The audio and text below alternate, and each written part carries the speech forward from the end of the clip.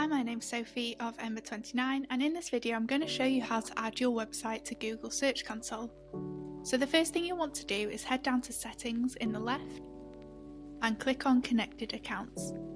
Click Connect Account and select Search Console. If you don't have a Gmail account, you'll need to create one. If not, log in with your existing details and you'll need to read through the terms and conditions and click Allow.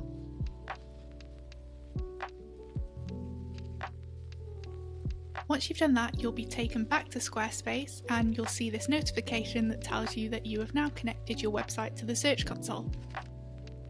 By clicking See Search Analytics, you'll be taken to the Analytics tab on Squarespace, and in the next couple of days you'll see this fill up with lots of useful data including search keywords, traffic sources and more.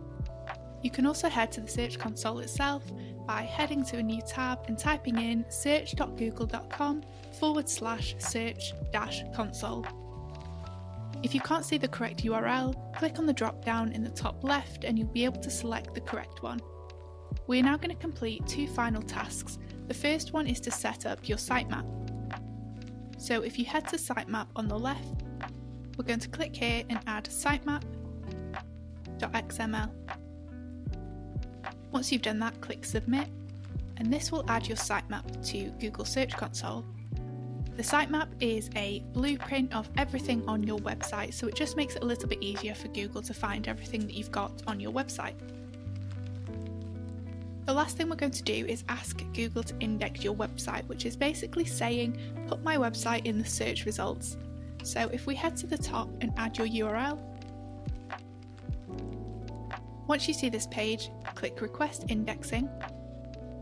And once you see this confirmation, you'll know that your index request has been completed, and that's your website set up on Google Console.